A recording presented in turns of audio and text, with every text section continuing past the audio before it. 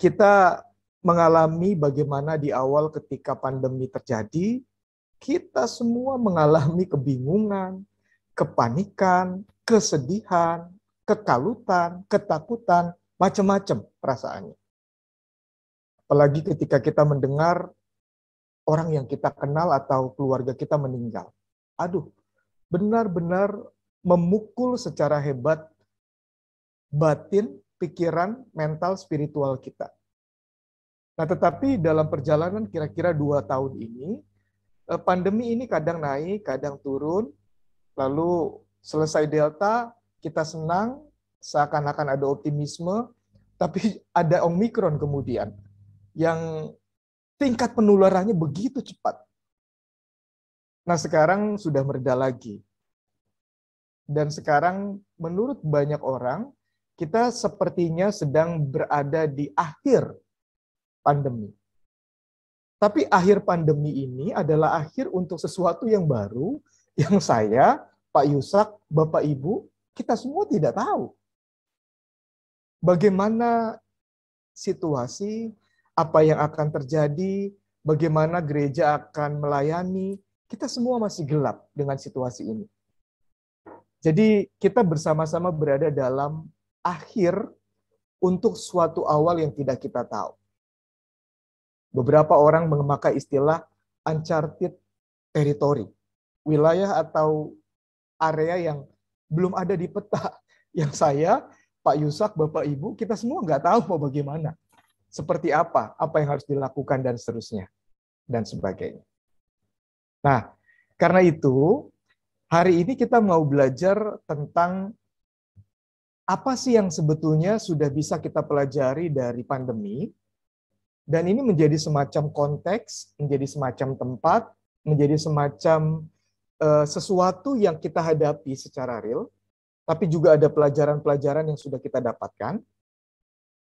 Nah, di bagian kedua, setelah kita membaca konteks kita dan belajar beberapa hal dari pandemi yang sudah lewat, yang masih kita alami, kita mau belajar kepemimpinan gerejawi yang kira-kira tepat dalam konteks seperti itu, seperti bagaimana. Bagian ketiga, kita berdiskusi, dan yang terakhir kita akan melakukan refleksi secara pribadi dalam konteks jemaat di mana kita melayani. Nah, kira-kira ini 4 hal yang sama-sama kita akan jalani.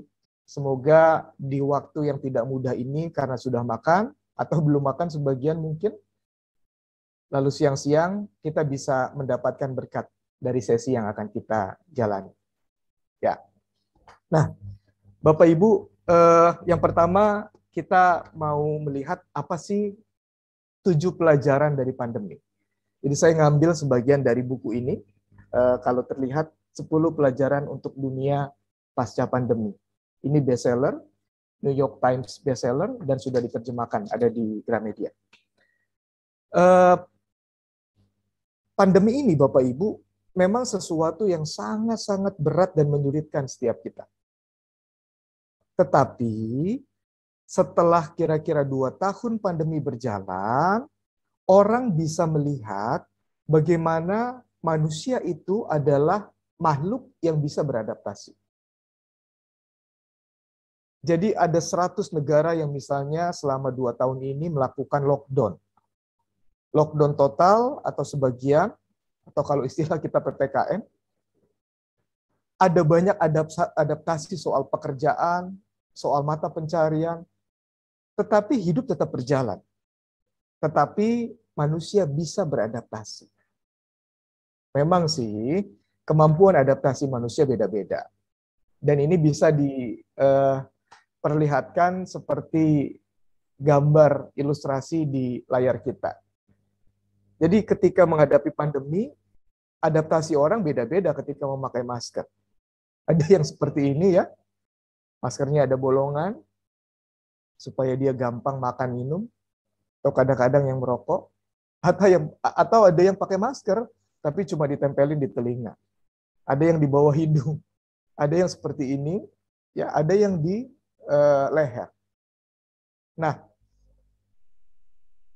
gambar ini mau mencerminkan sesuatu yang menurut saya penting. Apa itu? bahwa setiap orang memiliki kemampuan adaptasi beda-beda. Merespon COVID atau pandemi COVID-19 ini tidak sama. Ada yang apatis, kalau Bapak Ibu di daerah-daerah perkampungan, ya di banyak tempat, di jalanan juga kadang-kadang, dari awal sampai sekarang, banyak orang yang sebetulnya tidak terlalu peduli dengan COVID-19. Bahkan ada yang curiga, ini sih jangan-jangan cuma rekayasa. Ini pura-pura, sebetulnya COVID sih nggak ada. Ada. Tapi ada yang positif, betul-betul pakai masker, dan ada juga yang punya resiliensi.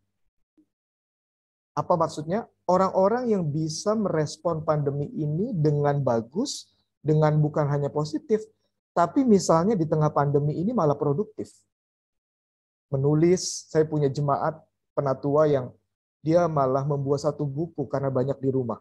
Buku teologi tentang 12 murid Yesus. Atau ada pebisnis yang ketika pandemi ini, dia sangat jeli melihat peluang bisnis dan banyak sekali dapat cuan karena pandemi. Dan lain-lain, dan lain-lain. Jadi yang pertama, pandemi ini menolong kita melihat manusia bisa beradaptasi dan kemampuan adaptasi manusia berbeda-beda. Termasuk dalam konteks GKI di Klasis Jakarta Timur, jemaat-jemaat kita punya kemampuan adaptasi yang berbeda-beda, yang tidak semuanya sama. Tadi disebutkan, buat yang lansia, pasti susah untuk adaptasi dalam kegiatan-kegiatan digital di gereja. Nah, pelajaran kedua dari pandemi, Bapak Ibu, pandemi ini rupa-rupanya memperlebar, memperbesar, memperhebat ketidaksetaraan. Saya mengutip data yang saya ambil dari gambar ini kelihatan begini Bapak Ibu. Sejak 1990, jumlah harta atau kekayaan yang dikumpulkan oleh umat manusia 38% diambil oleh 1% umat manusia. Jadi sejak 1990, kekayaan di dunia ini dikumpulkan 38% dikumpulkan hanya oleh 1% orang. Yang di bawah 50% ini hanya mengumpulkan 2% kekayaan. Dan menurut survei, pandemi ini membuat ketidaksetaraan semakin besar. Tadi yang saya bilang ya, ada jemaat kita yang dalam satu hari itu bisa mendapat uang miliaran dari transaksi saham yang dia lakukan. Sementara banyak jemaat kita juga yang sebetulnya sangat sulit untuk mendapatkan sekedar makan. Nah, pandemi ini seperti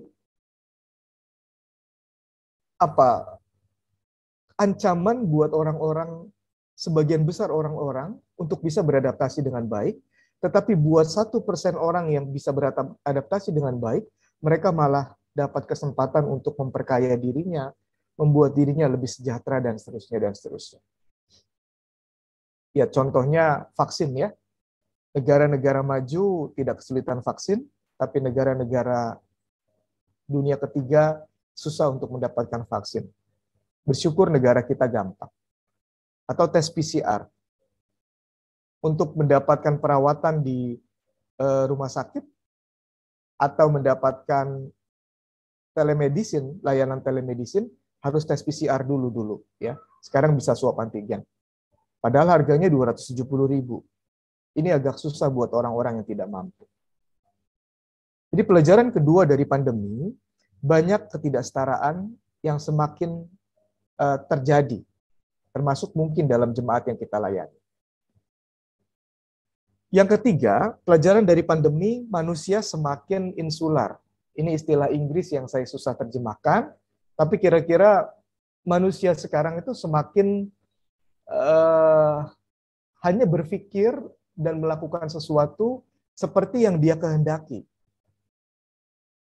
Kalau saya sukanya misalnya sepeda, ya saya kumpul-kumpulnya sama orang yang hobinya bersepeda. Pandemi ini membuat orang semakin dikelompokkan karena orang punya kecenderungan berkumpul sesuai dengan minat dan hobinya, sesuai dengan keinginannya. Misalnya Bapak Ibu suka buka YouTube, ya YouTube yang Bapak Ibu senang. Ibu-ibu yang suka masak, ya pasti hobi terus-menerus membuka YouTube soal masak-memasak, soal resep, soal makanan. Atau yang suka otomotif akan membuka itu terus. Nah, akibatnya orang semakin hanya berpikir dalam dunianya sendiri, dalam minatnya sendiri, dalam kesukaannya sendiri. Dan hampir tidak mau peduli dengan sesuatu yang tidak dia sukai, dengan dunia di luarnya. Ini ilustrasinya ya. Ada kekasih yang bilang ke pacarnya, sayang, aku baru beli iPhone baru nih. Oh ya? Kok kebetulan? Aku juga baru punya pacar baru, kata pacarnya yang perempuan. Tapi dia asik aja, terus dengan gadgetnya, malah bilang, loh, sayang kamu ngomong apa ya? Padahal kekasihnya sudah pergi bersama dengan pacarnya. Nah, menurut saya ini penting dan menarik, karena sedikit atau banyak, jemaat-jemaat kita juga ada yang demikian, dan ini membuat jemaat-jemaat kita punya kecenderungan hanya mau asik atau kenal atau tahu dengan dunianya. Bagaimana kita sebagai pemimpin perlu peka atau sensitif, karena tanpa ini kita akan susah untuk mendapatkan perhatian dari jemaat yang kita layani. Yang keempat, nah, dari survei yang saya baca, Bapak Ibu, pandemi ini membuat banyak orang, individu-individu, tidak lagi gampang percaya kepada otoritas. Dalam survei yang pernah dilakukan di konteks Eropa, dua otoritas yang dipercaya di tengah-tengah pandemi ini adalah dokter dan saintis. Pemerintah, politisi, termasuk agamawan, kurang mendapatkan kepercayaan dari individu. Nah, ini dicerminkan oleh kemenangan media TikTok sebagai website paling populer di tahun 2021, dan dia mengalahkan raksasa website yaitu Google. Nah, Google ini Bapak Ibu, dia adalah website yang merancang dirinya sendiri untuk betul-betul ada verifikasi, ada konfirmasi, ada aturan, ada hierarki, ada sesuatu yang nggak gampang seperti Bapak Ibu buka akun TikTok, lalu buat TikTok dan nyebarin. Ada verifikasi 2 tahap misalnya untuk Google. Kalau ada yang mencoba masuk ke akun Google kita, biasanya di handphone kita akan kelihatan, apakah Anda yang sedang masuk? Kalau bukan kita bilang no. Kalau itu adalah akun lain dari kita bilang yes, gampang. Tapi TikTok enggak, gampang banget. Ketika sudah produksi video TikTok, langsung disebar, wah itu sudah ada kemungkinan bisa disaksikan oleh puluhan, ratusan, ribuan, ratusan ribu dan jutaan orang. Kalau itu kemudian viral. Nah, pandemi ini memaksa manusia masuk dalam dunia digital, dan dunia digital ini kemudian menjadi semacam hutan belantara yang membebaskan setiap orang untuk bisa berkreasi. Dan ternyata yang paling populer adalah media-media atau website-website yang terkait dengan media sosial. WhatsApp, TikTok, Facebook, dan lain-lain. Masa ini katanya adalah masa di mana orang harus berpikir kembali kalau merasa dirinya ahli. Karena ada sesuatu yang disebut the death of expertise, matinya ahli. Nah, saya harus sadar betul, saya bukan orang yang paling tahu, termasuk tentang teologi. Karena bisa saja, walaupun Bapak Ibu tidak punya latar belakang teologi, Bapak Ibu tahu banyak tentang teologi. Dan saya tidak berpretensi untuk berpikir saya adalah figur otoritatif, walaupun misalnya saya pendeta di sinode. Karena bisa jadi jemaat atau Bapak Ibu merasa lebih percaya pendeta Gilbert misalnya. Lebih otoritatif dia atau yang lain. Bisa saja. Nah, ini situasi yang mungkin juga terjadi dalam jemaat kita. Yang kelima, pandemi ini memaksa manusia untuk masuk dalam digitalisme, bukan hanya digitalisasi. Kalau digitalisasi itu adalah proses, tapi digitalisme itu adalah dunia digital sudah menjadi semacam ideologi baru yang bisa dipercaya dan memperbudak manusia. Sekarang tidak sedikit orang stres kalau nggak punya kuota. Semalam saya berpikir sangat serius karena jaringan internet di rumah jelek, dan saya panik, aduh, kalau siang ini juga jelek nanti bagaimana? Saya nggak panik untuk berpikir, aduh Tuhan nanti menyertai nggak sesi ini. Tapi saya lebih panik kalau kuota nggak ada atau jaringannya buruk. Itu digitalisme. Saya harusnya kan terbalik. Saya berdoa kepada Tuhan, berdoa bahwa minta bahwa Tuhan harus menyertai dan memberkati sesi ini dari pagi sampai nanti, supaya menjadi berkat buat rekan-rekan. Tapi itu tidak seserius kepanikan saya kalau saya nggak punya jaringan yang bagus. Itu digitalisme. Ya, dan saya tahu, Bapak Ibu juga tahu bagaimana ini terjadi untuk cucu-cucu Bapak Ibu misalnya, atau anak Bapak Ibu yang usianya remaja yang merupakan digital native. Orang-orang yang hidupnya menjadi warga negara digital. Digitalisme. Dan ini mau tidak mau harus kita pikirkan sebagai gereja. Yang keenam, nah ini ada kecenderungan menarik, saya mengutip dari salah satu sosiolog yang bernama Sigmund Brom. Dia bilang masyarakat kita adalah masyarakat yang suka curhat atau mengaku hal-hal privat di media sosial. Kepada orang yang tidak dikenal, kepada siapapun yang tidak dia ketahui ada di media sosial, dia mau curhat tentang makanan yang dia makan hari itu, tentang tempat wisata yang dia kunjungi, tentang baju yang dia pakai, tentang kesedihannya, tentang pergumulannya, bahkan curhat tentang ibadahnya. Saya senyum-senyum lucu, tapi juga sekaligus prihatin melihat jemaat-jemaat yang habis rabu-abu posting dirinya di media sosial dengan abu di dahinya. Lucu karena rabu-abu itu mengajar kita buat merasa diri rapuh, terbatas, dan tidak perlu pamer, tapi malah itu dijadikan ajang buat pamer di media sosial. Nah, jadi masyarakat kita adalah masyarakat yang suka mengaku hal-hal yang personal, kadang-kadang spiritual, kepada orang-orang yang dia tidak kenal di media sosial. Bahkan bayi-bayi sudah tahu apa istilah YouTube, ya, kosakatanya itu sudah sangat-sangat digital. Dan mereka juga bisa mulai pamer atau dipamerkan oleh orang Tuhan. Nah, terakhir, pelajaran dari pandemi ini penting sekali.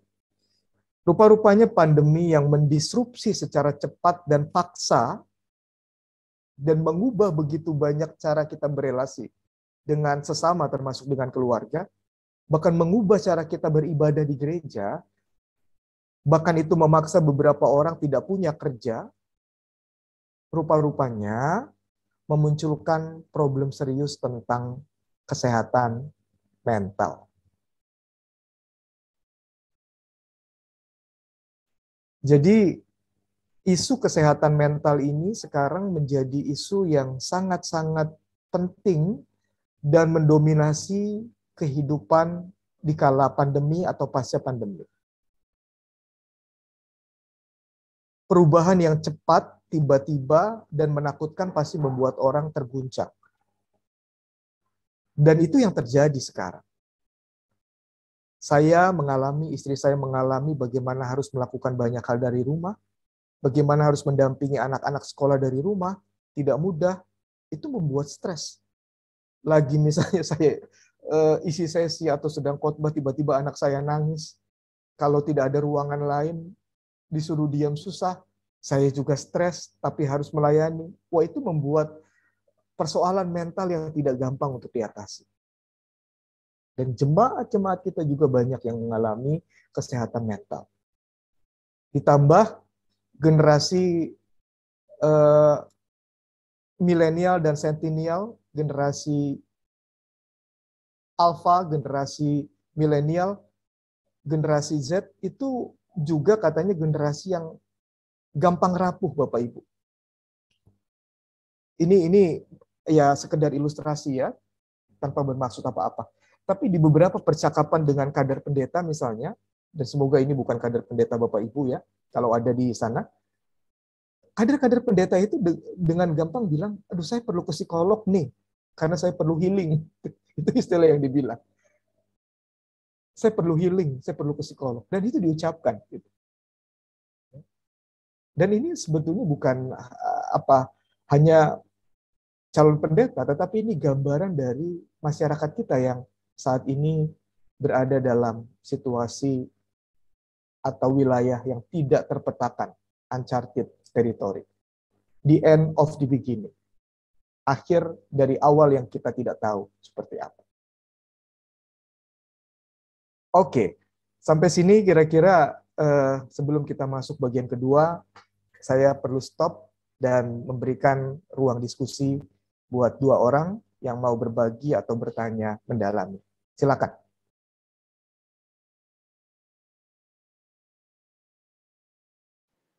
Silakan Bapak Ibu sekalian, apakah ada yang mau?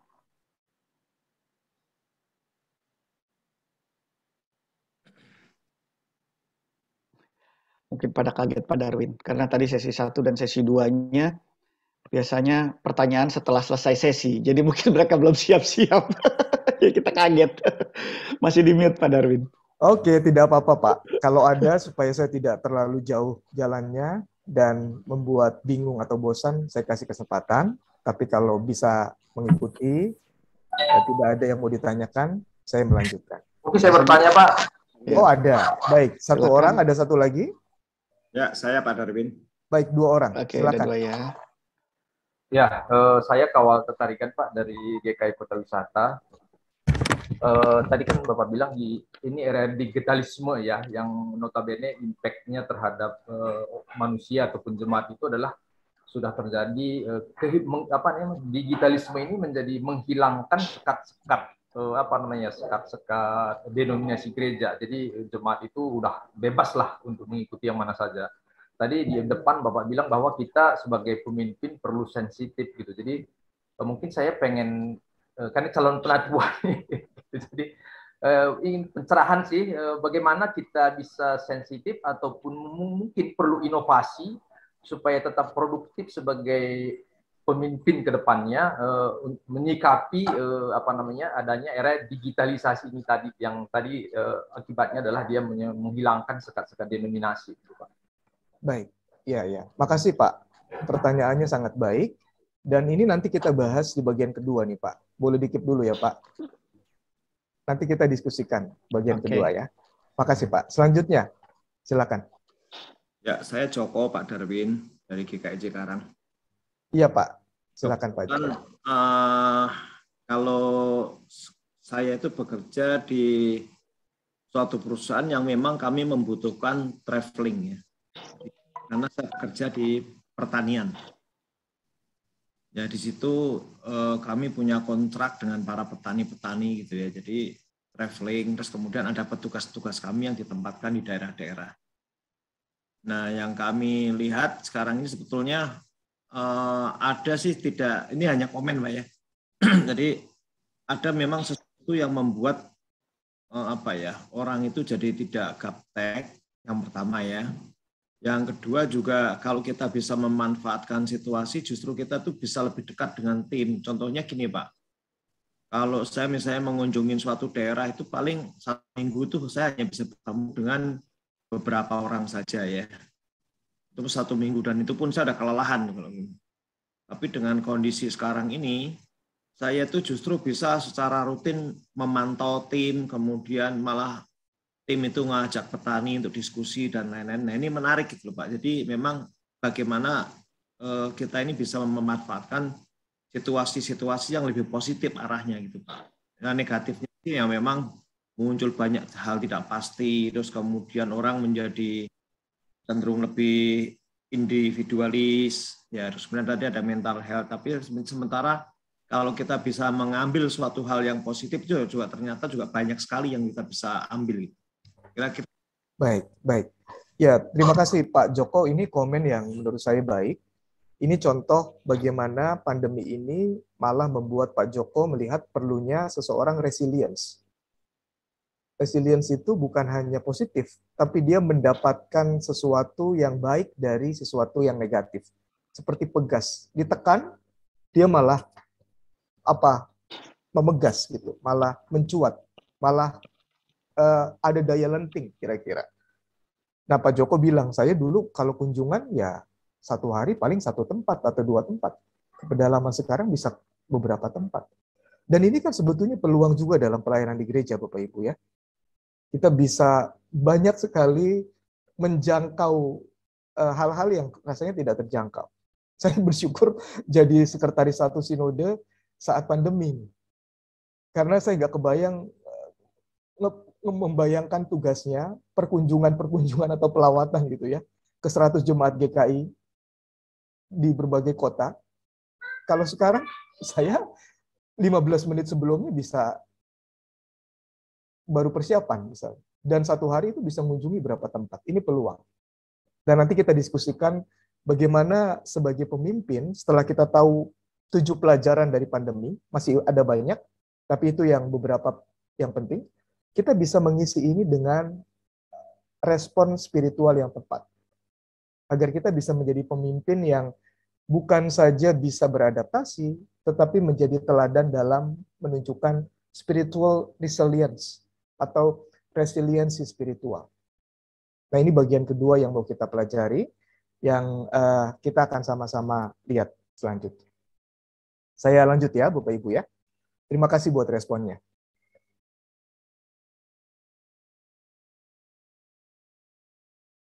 Nah, bagian kedua kepemimpinan gerejawi pos pandemi.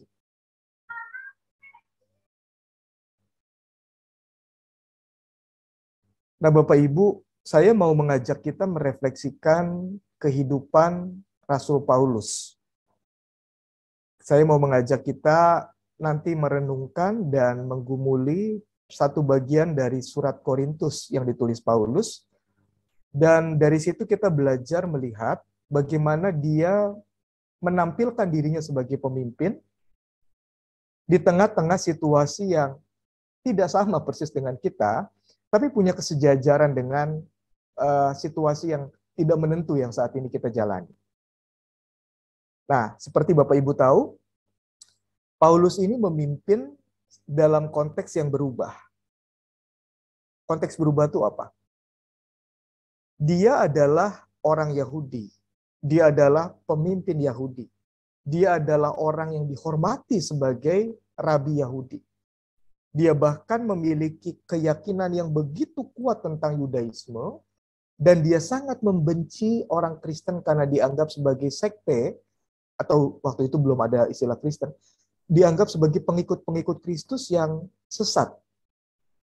Makanya dia ngejar-ngejar orang yang menjadi pengikut Kristus. Nah, dalam perjalanan dia mengejar-ngejar pengikut-pengikut Kristus, dia ditangkap oleh Kristus, dan ini yang saya katakan sebagai perubahan yang sangat-sangat cepat, yang bukan hanya mendisrupsi ya, tetapi ini kalau dalam istilah teologi ya pertobatan ya, berbalik 180 derajat dari langkah sebelumnya ke langkah yang berbeda. Jadi dari orang yang mengejar-ngejar pengikut Kristus menjadi pribadi yang kemudian percaya kepada Kristus. Perubahan yang kedua, Rasul Paulus ini harus berhadapan dengan konteks yang betul-betul berbeda.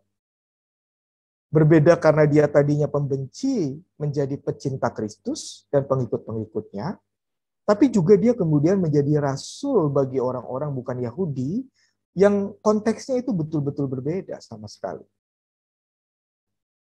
Dia melakukan penginjilan di beberapa daerah di Asia Kecil Barat Daya kuno, lalu juga di luar itu di Eropa yang sekarang menjadi Eropa. Ya, mereka adalah konteks, atau Eropa ini adalah konteks yang betul-betul berbeda dengan konteks yang dihadapi oleh Rasul Paulus. Nah, bagaimana dia berhadapan dengan budaya baru, orang-orang baru, nilai baru, kultur baru, dan itu betul-betul tiba-tiba membuat kita mengerti bagaimana dia memimpin dalam situasi yang tidak mudah, dalam situasi yang tidak menentu, dalam wilayah yang betul-betul bahkan berbahaya buat dirinya. Bapak Ibu yang rajin baca Alkitab tahu bagaimana Rasul Paulus di beberapa suratnya menceritakan dirinya itu berkali-kali dekat dengan maut. Di penjara, di sidang, dilempari batu, berhadapan dengan binatang buas, terdampar, uncharted, belum terpetakan, belum dia ketahui medannya seperti apa. Nah, dengan latar belakang itu saya mau mengajak kita melihat ini juga konteks kita, dan ketika kita dipercaya untuk menjadi pemimpin, maka kita bisa belajar sesuatu yang baik dari Rasul Paulus. Kita bisa belajar sesuatu yang berharga dari Rasul Paulus. Dan ini yang mau kita pelajari dari 2 Korintus 4 ayat 7 sampai 15. Saya mengajak Bapak Ibu yang ada Alkitab, baik di gadget atau ya Alkitab fisik seperti ini, bisa membaca atau bisa menyimak dari ayat yang saya bacakan ya. 2 Korintus 4 ayat 7 sampai ayatnya yang ke-15. Tetapi harta ini kami punyai dalam bejana tanah liat. Sekali lagi. Tetapi harta ini kami punyai dalam bejana tanah liat. Supaya nyata bahwa kekuatan yang melimpah-limpah itu berasal dari Allah, bukan dari diri kami. Jadi dia mengakui ada harta yang dia miliki, tapi harta itu berada dalam bejana tanah liat. Dirinya sendiri seperti tanah liat. Tapi supaya nyata bahwa kekuatan yang melimpah-limpah itu berasal dari Allah. Berasal dari Allah.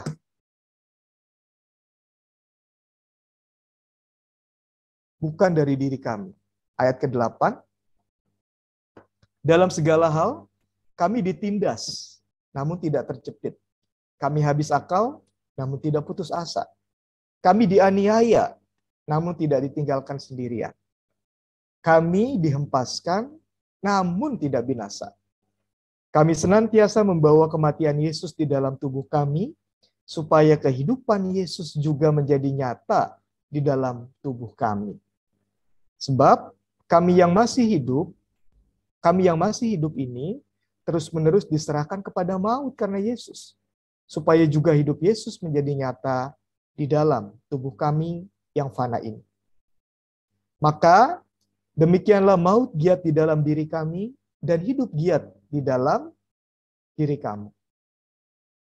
Namun karena kami memiliki roh iman yang sama seperti ada tertulis, aku percaya, sebab itu aku berkata-kata, maka kami juga percaya dan sebab itu kami juga berkata-kata. Karena kami tahu bahwa Ia yang telah membangkitkan Tuhan Yesus akan membangkitkan kami juga bersama-sama dengan Yesus, dan Ia akan menghadapkan kami bersama-sama dengan kamu kepada dirinya. Sebab semuanya itu terjadi oleh karena kamu, supaya kasih karunia yang semakin besar berhubung Dengan semakin banyaknya orang yang menjadi percaya, menyebabkan semakin melimpahnya ucapan syukur bagi kemuliaan Allah. Nah, Bapak Ibu, ayat-ayat tadi ini saya mau pakai sebagai prinsip spiritual untuk menunjukkan ciri-ciri yang perlu kita miliki sebagai pemimpin di tengah-tengah konteks yang sulit saat ini. Di era new normal, normal baru. Ya tidak normal artinya ya.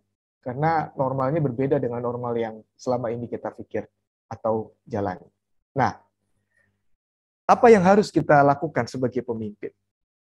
Kalau belajar dari Paulus, Paulus itu mengakui dirinya punya kelemahan. Dirinya punya kelemahan. Dia menggambarkan dirinya itu bukan seperti singa, bukan seperti raja wali, bukan seperti pemimpin yang perkasa sebagai rasul yang meninggalkan tulisan terbanyak di dalam Perjanjian Baru. Bukan. Dia tidak melihat dirinya dan memperkenalkan dirinya sebagai pemimpin yang serba mampu, serba bisa, serba kuat, serba hebat. Tidak. Alih-alih seperti itu, dia menggambarkan dirinya seperti bejana tanah liat. Bejana tanah liat itu sebagus apapun, ya bejana yang sumbernya tanah liat. Dia rapuh, dia mudah retak, dia mudah pecah. Nah, Bapak Ibu, pemimpin Kristiani, pemimpin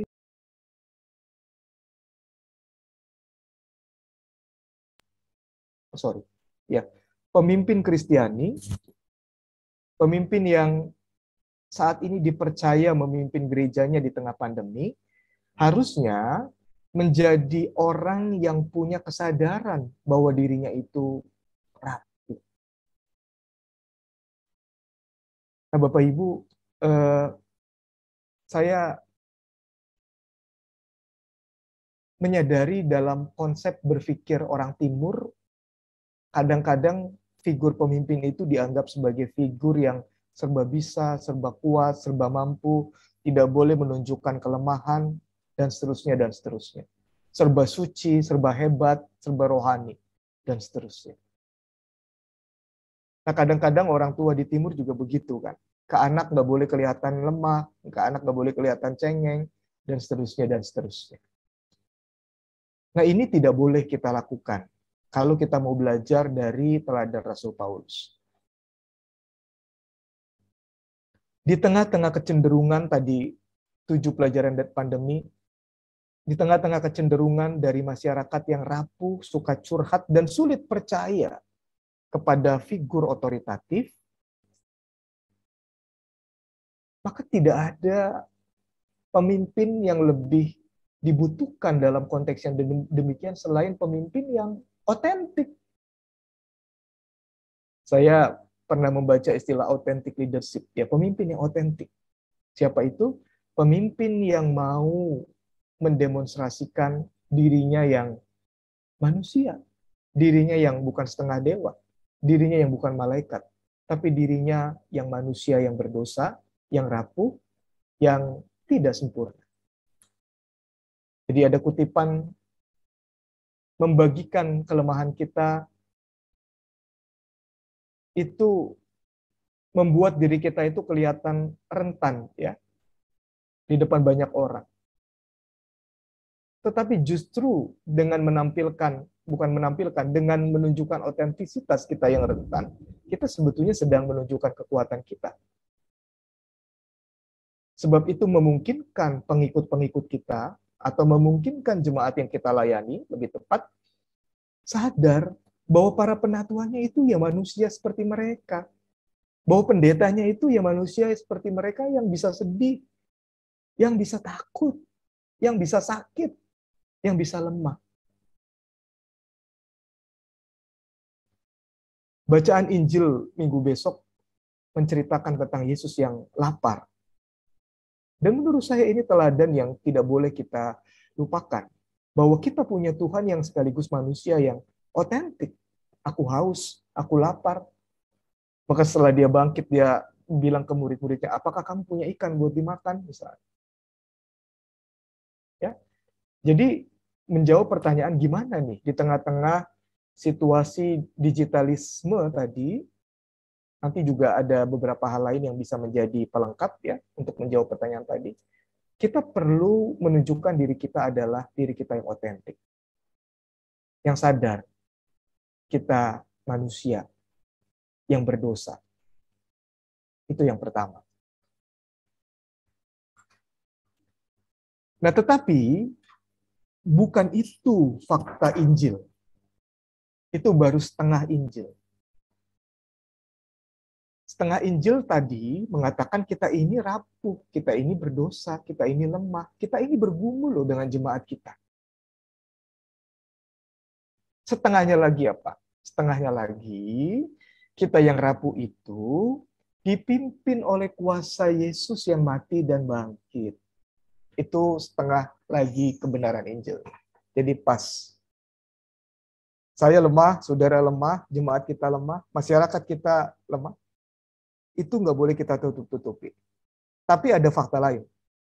Kita yang lemah itu memiliki harta. Bejana tanah liat itu punya harta, yaitu Yesus yang wafat dan bangkit. Yesus yang wafat dan bangkit. Nah, ini penting menurut saya Bapak Ibu. Yesus yang menderita dan wafat itu adalah pribadi yang kita tahu mengerti saat kita gagal. Mengerti saat kita dilukai. Mengerti ketika ibu-ibu stres di tengah pandemi. Mengerti ketika bapak-bapak stres untuk beradaptasi di tengah digitalisasi. Bahkan ketika kita berada dalam situasi terpuruk, bahkan ketika kita ditinggalkan orang yang kita cintai, meninggal, dan ini nggak sedikit jemaat-jemaat kita yang mengalami, kita tahu kita punya Yesus yang pernah wafat gitu. Kita nggak sendirian menjalani masa-masa sulit, masa-masa berat, pergumulan yang kuat, nggak sendirian. Ada Yesus. Sekaligus Yesus yang bukan saja mengerti bagaimana susah, bagaimana berat, bagaimana bergumul, bagaimana lapar, bagaimana kecewa, bagaimana marah, tapi Yesus yang bangkit mengatasi berbagai macam keterbatasan. Ini menurut saya kalau dijadikan prinsip atau paradigma hidup istimewa sekali Bapak Ibu. Bahwa kita punya Tuhan yang bisa menghapus istilah impossible. Bahwa kita punya Tuhan yang bisa mengatasi situasi yang benar-benar berat. Bahkan kematian pun bisa diatasi, gitu, dikalahkan. Nah, menurut saya ini menarik ya. Ini yang membuat Paulus bilang, justru menjadi nyata bahwa kekuatan yang melimpah-limpah dalam hidup saya itu bukan berasal dari diri saya, tetapi justru berasal dari Allah. Ini gambar resiliensi. Ditimpa badai besar, angin kuat sampai bengkok, tapi tidak patah. Dia lentur karena dia punya akar yang kuat, dan dia punya batang yang kuat. Sehingga pandemi yang masih terjadi seperti sekarang, ya kita akui, membuat kita stres. Tapi kita bisa mengatasi. Kita punya spiritual resiliency. Sama kayak Paulus. Kekuatan yang melimpah-limpah itu berasal dari Allah, bukan dari diri kami sendiri. Dalam segala hal, kami ditindas, tapi nggak pernah terjepit. Kami habis akal, tapi nggak pernah putus asa. Kami dianiaya, tapi nggak pernah ditinggal sendirian. Kami dihempaskan, ini dihempaskan badai, namun tidak binasa. Kami senantiasa membawa kematian Yesus dalam tubuh kami, supaya kehidupan Yesus juga menjadi nyata dalam tubuh kami. Ini istimewa Bapak Ibu. Dan ini prinsip atau ciri kedua dari pemimpin yang menurut saya perlu kita miliki di tengah-tengah situasi yang tidak normal atau normal baru. Pemimpin spiritual dalam segala keadaan, dalam segala konteks, entah normal, abnormal, new normal, adalah pemimpin yang bisa mengalami wafat dan kebangkitan Kristus. Dia membawa itu dalam kehidupannya, dan dia mendemonstrasikan itu sebagai kekuatan spiritual untuk jemaat yang dilayani. Atau buat dirinya sendiri, atau buat keluarga. Dan mohon maaf ya, bukan mohon maaf. Dan ini kan nggak ada yang bisa membantah menurut saya, bukan mohon maaf. Kalau sama Yesus yang wafat dan bangkit, apa yang nggak bisa dilakukan dalam perjalanan pelayanan kita? Pergumulan berat apa yang nggak bisa kita lewati kalau bersama dengan Dia yang wafat dan bangkit? Nah, jadi di tengah-tengah situasi pandemi yang membuat banyak orang bergumul, stres, bahkan mengalami persoalan mental, kita perlu menunjukkan ada Yesus dalam kehidupan kita. Yang karenanya kita akui kita punya persoalan, tapi kita bisa mengatasi persoalan itu. Kira-kira.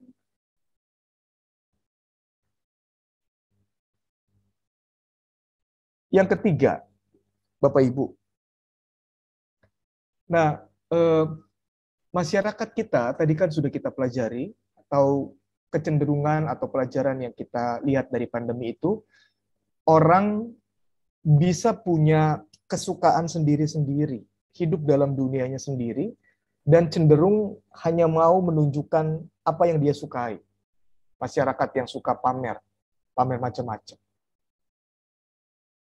Nah, di balik kecenderungan itu, sebetulnya kita perlu menangkap bahwa masyarakat kita atau jemaat yang kita layani adalah jemaat atau masyarakat yang memang tidak bisa dipaksakan untuk hanya memegang satu prinsip atau satu kebenaran. Gitu.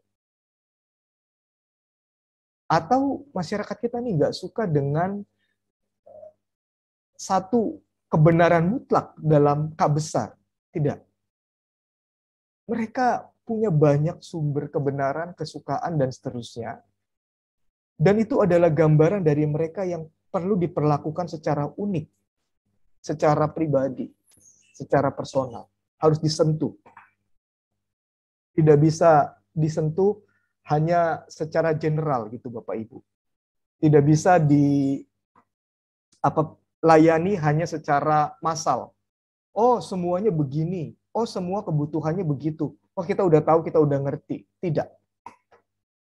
Kalau Bapak Ibu memperhatikan pemandum dari sinode,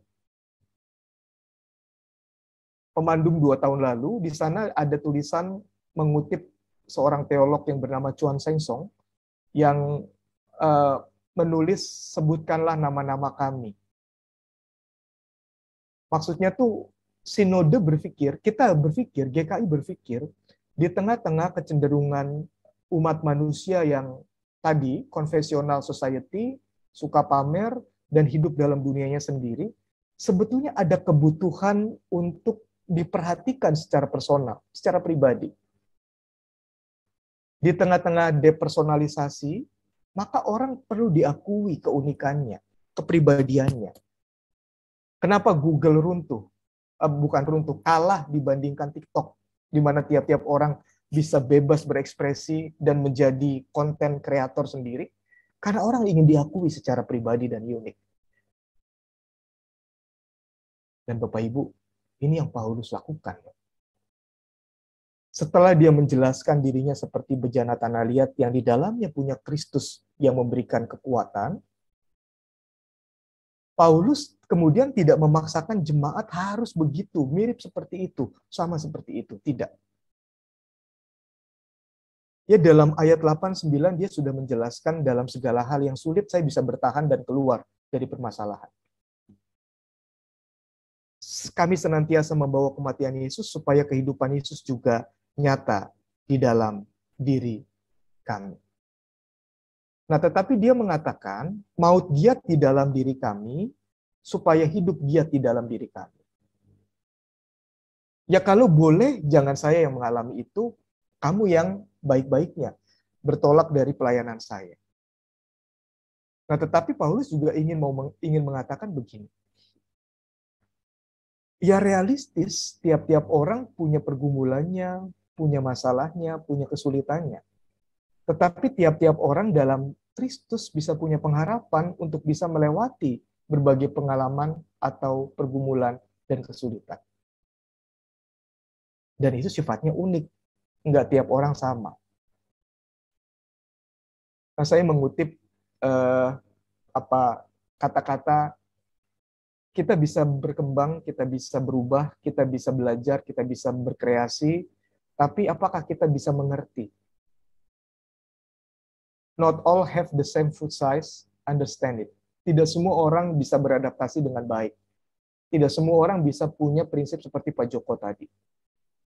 Tidak semua jemaat kita juga bisa otomatis seperti Paulus. Hanya Paulus yang adalah Paulus. Hanya Darwin yang adalah Darwin. Yang semuanya secara unik bisa mengalami kuasa penderitaan, wafat, dan bangkitnya Kristus. Jadi, sebagai pemimpin, kita perlu secara unik memperhatikan orang yang kita layani karena mereka unik. Termasuk kita bisa menempatkan bagaimana pemahaman orang, aspirasi orang, kerinduan orang yang berbeda-beda. Tanpa kita harus menjadi dipaksa harus mengikuti semuanya. Ya. Tapi kita harus punya empatis, kita harus punya sikap realistis, tapi kita punya sikap yang berpengharapan. Nah, yang keempat, Paulus juga mengajak orang melihat dirinya yang berelasi secara tulus. Ini tadi tidak kita baca, tapi di ayat kedua dikatakan begini, Bapak Ibu. Tetapi kami menolak segala perbuatan tersembunyi yang memalukan. Kami tidak berlaku licik, tidak memasukkan firman Allah.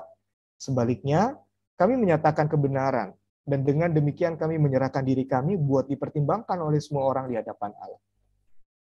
Dia nggak pura-pura, nggak cuma baik di depan jemaat yang dia layani, tapi dia bersedia dipertimbangkan oleh Allah. Dia tidak memasukkan firman Allah, tidak mau melakukan semacam spiritual abuse atau power abuse sebagai pemimpin, tidak. Tapi dia berelasi secara tulus sebagai orang yang sudah mendapat kasih karunia Allah, sekaligus mengajak orang yang dia layani untuk mengalami kasih karunia Allah yang sama di dalam Kristus, seperti yang Paulus alami. Dalam ayat ke-14 dikatakan begini, karena kami tahu bahwa Ia yang telah membangkitkan Tuhan Yesus akan membangkitkan kami juga bersama-sama dengan Yesus. Dan Dia akan menghadapkan kami bersama-sama dengan kamu kepada dirinya. Ini menarik ya, kalau perhatikan kata-kata ininya, kami dan kamunya. Kami, Paulus, dan rekan-rekan sepelayanannya, tapi juga kami mengajak kamu bersama-sama menghadap Kristus. Menghadapkan kami bersama-sama dengan kamu kepada diri Kristus, dirinya. Nah, artinya begini, pemimpin di era new normal adalah pemimpin yang bersedia menjadi sahabat, menjadi teman, berbagi virtu, berbagi nilai-nilai spiritual, berbagi kesempatan untuk merasakan kasih karunia Tuhan. Nah, ketika kita melayani, merumuskan rencana, program kerja, nanti kita perlu menjadikan ini sebagai prinsip. Bagaimana ini bisa terrekam, terakomodir, dan terprogramkan. Sehingga kehidupan gereja menjadi kehidupan yang memungkinkan orang bersama-sama bertemu dengan Yesus yang menawarkan anugerah. Karena kita semua adalah individu-individu yang rapuh dan lemah.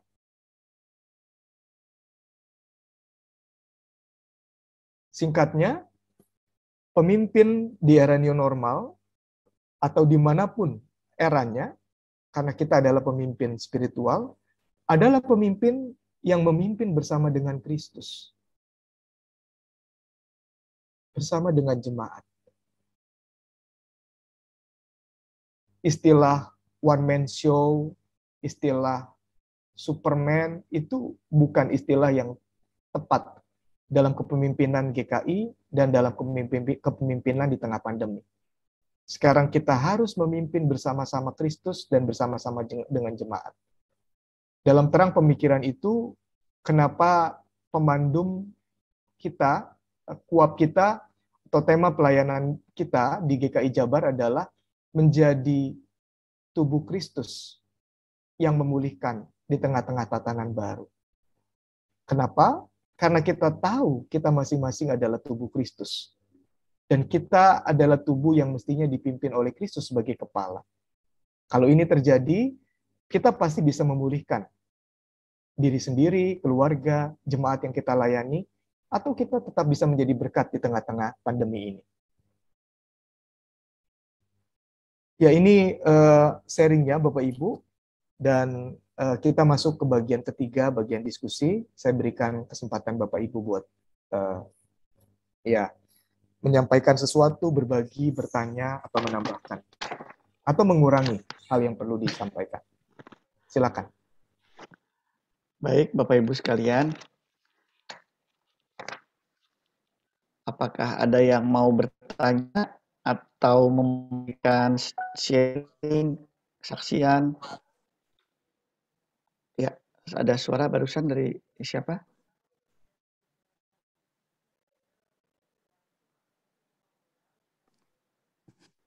Silakan.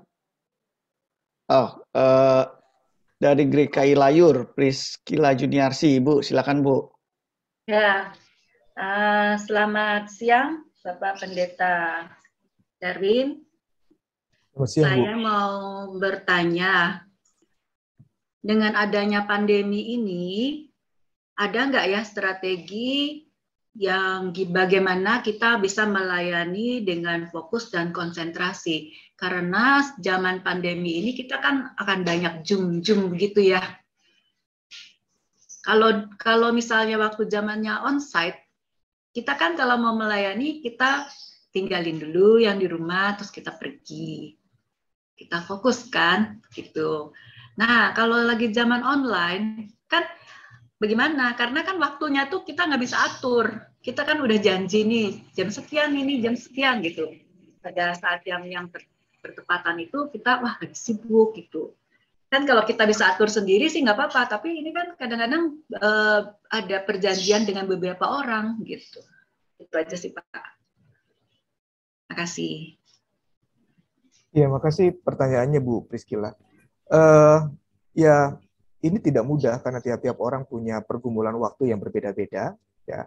Dan prinsipnya begini, saya setuju bahwa pelayanan di tengah pandemi ini membuat kita banyak melayani dari rumah. Nah, karena itu, kita juga perlu membangun prinsip, ini sedang kita pikirkan dan elaborasi ya Bapak Ibu, prinsip Ecclesia Domestica atau gereja rumah tangga.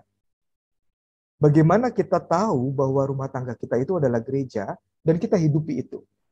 Sehingga apa? Sehingga setiap orang tahu bahwa ketika anggota keluarganya melayani, misalnya rapat, ya dia tahu dia harus memberikan dukungan. Anak belajar untuk, oke, mama lagi pelayanan, aku tunggu dulu nanti. Dan kita belajar bersama-sama menghadirkan Tuhan dalam rumah tangga secara nyata. Ini Ecclesia Domestica. Bahwa gereja yang pertama-tama itu adalah rumah tangga kita. Nah, tetapi dimengerti seperti ini, tidak boleh juga ekstrim sebaliknya. Jangan mentang-mentang Zoom sangat banyak, lalu kita mengabaikan keluarga kita. Dan kita menganggap ini sebagai dua hal yang berbeda. Oh enggak, aku kan pelayanan. Tapi ini anak-anak bagaimana nih? Lah, anak-anak juga pelayanan. Itu juga gereja. Istri kita juga harus kita layani. Jangan mentang-mentang Zoom-Zoom-nya banyak, lalu kita mengabaikan keluarga kita. Nah, ini prinsipnya, Bu Priscila. Bagaimana itu diatur? Ya kita bisa berrelasi secara otentik.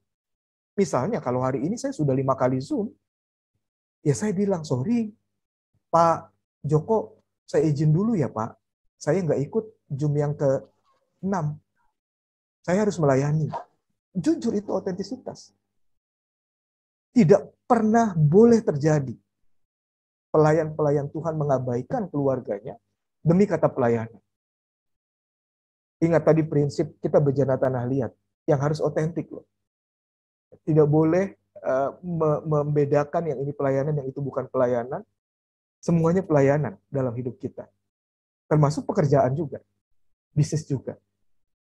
Nah, jadi saya tidak bisa menjawab teknis nih Bu Priscilla bagaimananya, tapi Ibu yang mengerti betul bagaimana relasi Ibu dengan rekan-rekan di gereja. Ibu yang mengerti betul bagaimana relasi Ibu di rumah, kesibukan Ibu di rumah. Prinsipnya adalah harusnya rumah tangga kita itu jadi gereja. Dan sama seperti ketika Bapak Ibu diminta pelayanan, maka keluarga juga mendukung. Karena ada waktu yang nanti sebagian dipakai buat pelayanan di gereja dan terambil dari mereka.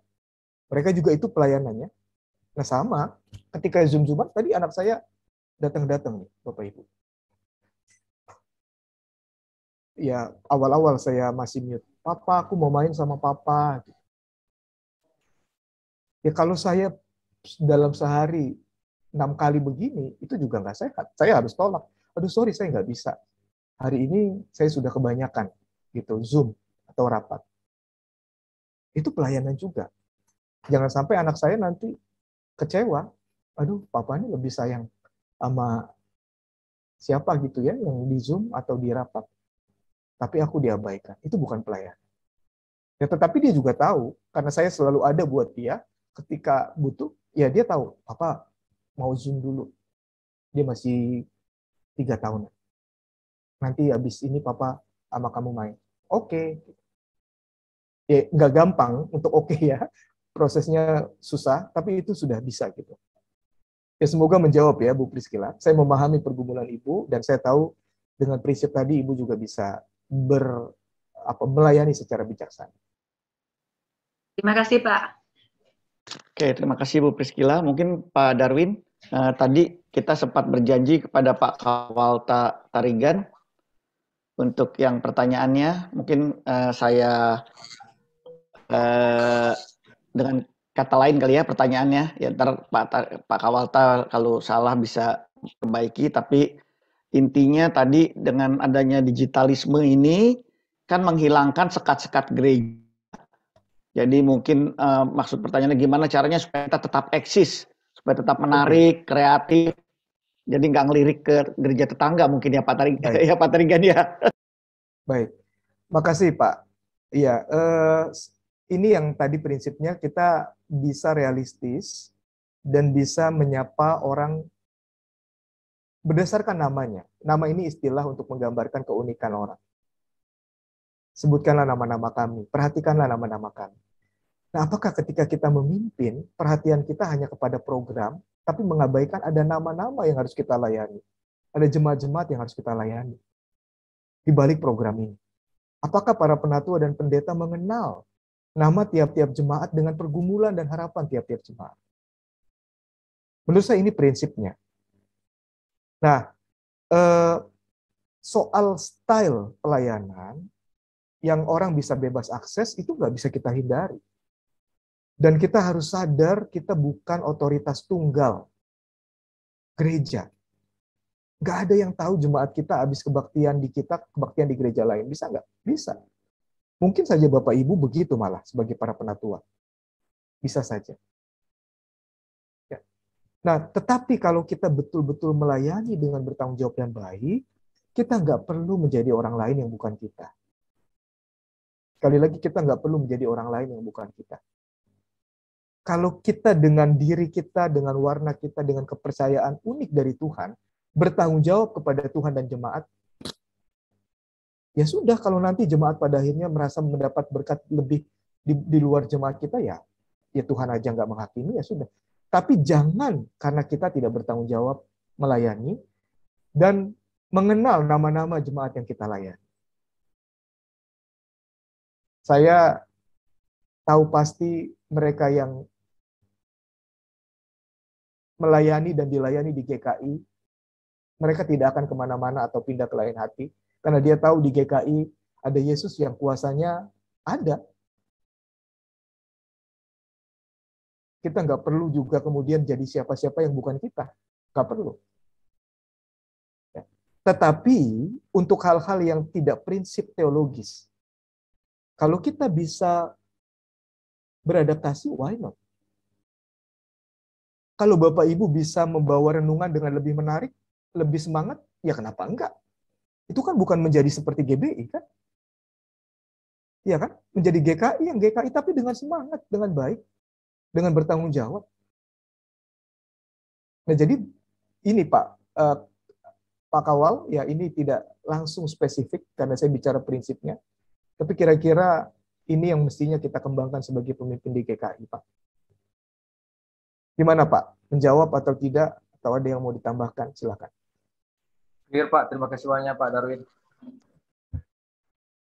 Pak Darwin, dari saya lagi dong, Pak Darwin. Kalau nggak ada yang tanya, tapi kalau ada yang tanya, silakan dulu dari teman-teman yang lain.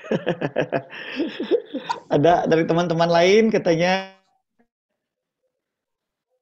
Kalau nggak ada, waktu kita 10 menit lagi. Mungkin kita buat Bapak Ibu yang habis ini ada pertanyaan lain, silakan dicatat di chat, karena nanti bisa kita jawabannya menyusul. Jadi kita nanti pertanyaan-pertanyaan kita bisa kirimkan kepada Pak Darwin, nanti juga jawabannya bisa kita kirimkan kepada Bapak Ibu bila ada pertanyaan yang belum sempat jawab. Silakan kalau ada. Saya tanya, Pak. Ya, ya. Saya Wahyudi dari Gereja Agus Salim, Pak. Mau tanya, di era kepemimpinan, perubahan kepemimpinan di masa COVID ini, arahan dari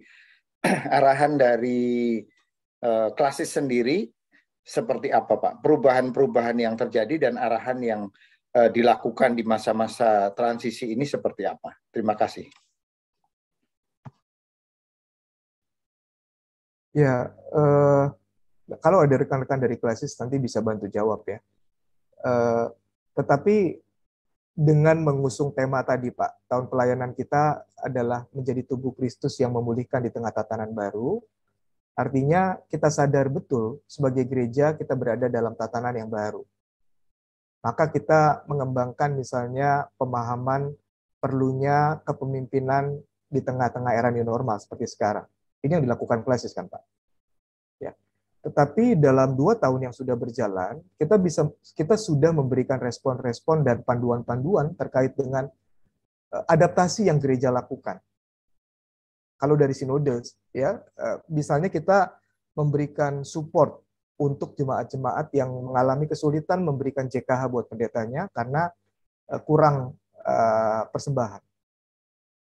Atau kita memberikan bantuan buat jemaat yang ingin melakukan Kespel untuk jemaat dan masyarakat, tapi tidak punya dana, kita memberikan support. Nah, ini kerjasama dengan klasis. Di luar adaptasi-adaptasi yang dilakukan oleh klasis dan jemaat-jemaat yang secara mandiri, Pak. Saya nggak tahu ini menjawab nggak, Pak Wahyudi, ya? Pertanyaan Bapak ke sana atau bukan? Ya, saya melihat sebetulnya kan keberadaan gereja tadi membangun satu tubuh Kristus ya. Dikatakan seperti itu, dan kita sebagai pelayan tadi diajarkan dari awal juga kita diajarkan sebagai pemimpin yang melayani seperti itu, dan tujuan dari semua adalah membangun tubuh Kristus adalah salah satunya yang saya tahu adalah menjangkau jiwa-jiwa juga kan gitu ya, menyebarkan Injil tidak hanya di dalam satu gereja, tetapi bagaimana agar Kristus itu semakin tersebar luas. Kira-kira hal-hal apa yang bisa mendorong agar kita sendiri juga terus bisa termotivasi, tidak hanya pelayanan itu sebetulnya tidak hanya internal di gereja, tapi tadi sudah disampaikan rumah tangga pun itu merupakan suatu pelayanan. Bagaimana dengan pelayanan-pelayanan di luar dari gereja, mungkin seperti itu, Pak? Iya Pak. Ini pertanyaan yang lain berarti ya. ya Bapak Ibu bisa menggumuli itu dalam konteks majelis jemaatnya masing-masing. Tapi dari struktur pelayanan kita, misalnya bidang kespel, kesaksian dan pelayanan, itu kan sebetulnya didesain dalam rangka menyaksikan cinta kasih, kuasa, anugerah Tuhan Yesus buat orang lain juga. Ya, ini silakan diterjemahkan, dilakukan, digumuli, supaya 3 tugas gereja, diakonia, koinonia, marturia, ini bisa secara imbang dilakukan dalam konteks jemaat kita. Nah, kepemimpinan Bapak Ibu menentukan itu, apakah itu bisa terjadi atau tidak. Ya. Silakan Pak Wahyudi di Agus Salim bersama dengan rekan-rekan yang lain memikirkan agar cinta kasih Kristus itu dirasakan di dunia digital, dirasakan di tengah keluarga, dalam kehidupan gereja, tapi juga di masyarakat. Karena itu bagian dari kesaksian kita. Ya. Oke, ada lagi Bapak Ibu? Terima kasih, Pak. Ya, sama-sama Pak. Baik, Bapak Ibu sekalian, ada lagi? Kalau tidak ada, Nah, ini di chat room ada nih Pak. di chat. Sebelum Bu Hana, saya jawab dari Ibu Riauni, kalau nggak salah. Ya.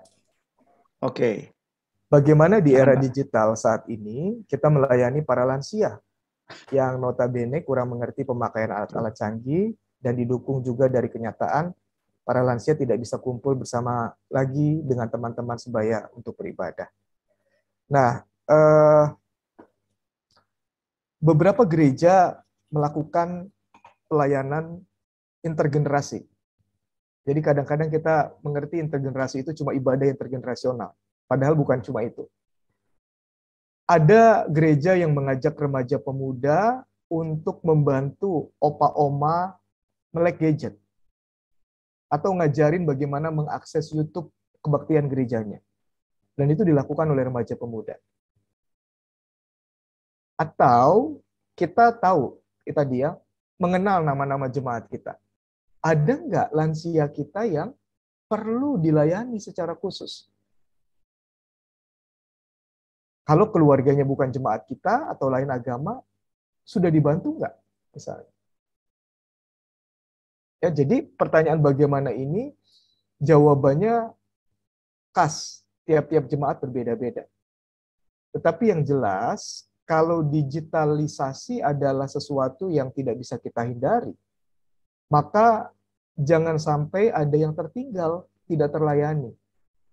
Khususnya para lansia, mereka sudah susah ketemu orang, sudah jarang ketemu orang, dan tidak terlayani juga, maka akan semakin kasihan.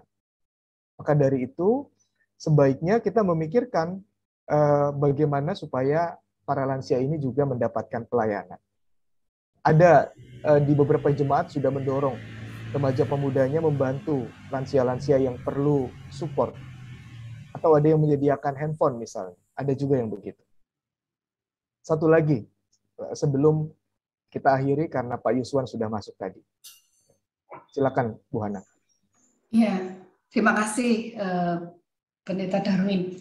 Ini terkait dengan kepemimpinan tadi ya. Jadi setiap kita yang nantinya akan menjadi penatua atau Bapak Ibu yang sudah menjadi penatua, ini adalah pemimpin. Jadi pemimpin ini juga harus memiliki kompetensi atau kecakapan khusus. Nah, jika dikaitkan dengan yang baru saja Bapak sampaikan, khususnya untuk era digital, kemudian ada mungkin kompetensi-kompetensi khusus atau kecakapan-kecakapan khusus yang diperlukan, yang sudah berubah ya dari yang sebelumnya mungkin tidak terlalu diperlukan, tetapi saat ini diperlukan. Sebagai contoh ya, mengenai digitalisasi ataupun saat ini juga mungkin konseling salah satunya seperti itu. Nah, ini kira-kira apa atau dalam hal ini mungkin kita bisa diskusi ya Pak, ini semacam komen juga. Harus disiapkan juga kah gitu ya Bapak Ibu calon penatua dan penatua dengan adanya kompetensi atau kecakapan baru ini supaya siap gitu, artinya siap itu bukan hanya untuk secara pribadi, secara keluarga, tetapi kadangkala hal-hal itu pun menimpa kita gitu Pak. Sebagai contoh, resiliensi ya. Apakah kita resilient enough gitu, cukup resilient untuk menghadapi segala sesuatu yang kita alami saat ini, gitu aja Pak. Terima kasih Pak Darwin. Terima kasih Bu Hana, komentar dan masukannya rasanya baik ya. Konteks yang berubah menuntut kita buat melakukan kontekstualisasi pelayanan, termasuk di dalamnya melakukan kontekstualisasi skill misalnya ya, atau ada nggak knowledge baru yang perlu kita miliki supaya kita bisa melayani lebih efektif dan relevan di tengah-tengah konteks yang baru ini. Saya setuju Bu. Nah itu bisa Ibu usulkan, bisa ini kan sebetulnya pembinaan klasis ya, ini bisa jadi masukan juga. Kalau misalnya kita membutuhkan bagaimana misalnya konseling, kalau itu dianggap sebagai sebuah kebutuhan karena ada isu mental health tadi ya. Ini 7 pelajaran dari pandemi, salah satunya adalah isu mental health. Bagaimana nih? Kita punya knowledge atau skill counseling. Boleh saja Bu, itu nanti dilakukan dalam konteks klasis atau di jemaat, atau beberapa jemaat bergabung. Dan digitalisasi ini kan sangat bagus menolong kita bisa bareng-bareng melakukan pembinaan secara virtual seperti sekarang. Ya, itu bisa. Misalnya di konteks Sinwil ya, kami membekali para kader untuk berkhotbah secara digital itu bukan sekedar khotbah umum yang dipindahin pakai kamera. Karena kita nggak sadar ini cuma pindah doang, akhirnya orang ya tampilannya digital, tapi kayak khotbah di kebaktian umum ya nggak kena gitu. Nah ini diperlengkapi kader-kader kita. Seperti yang tadi Bu Hana bilang. Kalau itu menjadi sebuah kebutuhan penatua, ya bagus juga tuh Bu Hana dan rekan-rekan klasis Jakarta Timur untuk dilakukan. Ya, mestinya ini juga jadi salah satu ciri tambahan pemimpin di era new normal. Mau belajar seperti usulan Bu Hana. Ya, makasih Bu. Terima kasih. Oke, makasih Bu Hana. Ini topik yang sangat menarik banget ya. Saya aja dari tadi catat banyak banget sampai 2 halaman. Sekalian minta izin Pak Darwin. Bahkan nanti saya jadi nemu renungan buat PMJ bulan silakan, ini nih Pak. Silakan. Izin nanti bahannya dipakai buat bahan renungan. Tapi mungkin ada sedikit kata-kata rangkuman sebelum mengakhirinya Pak Darwin. Ada rangkuman dari sesi ini atau apa mungkin? Iya. Seperti yang tadi kita dengar dari refleksi terhadap kepemimpinan Rasul Paulus, Ibu Bapak, pandemi ini berat dan kita semua bergumul hebat. Kita tidak tahu seperti apa endingnya, karena awal yang baru tadi kita sudah dengar adalah wilayah yang uncharted atau tidak kita ketahui. Nah, ini kan menempatkan kita pada posisi seperti bejana tanah liat yang rapuh. Kita harus akui agar kita sebagai pemimpin otentik. Jemaat kita tahu kita juga manusia yang bergumul dengan mereka. Tetapi dalam bejana itu ada Kristus yang kuasanya tidak terbatas. Melalui dan di dalam kuasa dan kasih-Nya kita kok optimis, kita bisa resilience dalam menjalani pandemi ini dan juga diberikan kemampuan untuk memimpin di tengah-tengah era new normal ini.